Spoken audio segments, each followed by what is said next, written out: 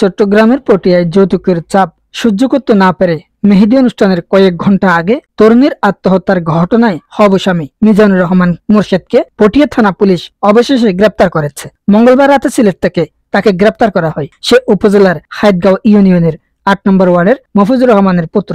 জানা যায়, ব্যাংকার মিজানুর রহমানের সঙ্গে একই এলাকার কলেজ পড়ুয়া ছাত্রী রিমা আক্তারের প্রেমের সম্পর্ক হয়।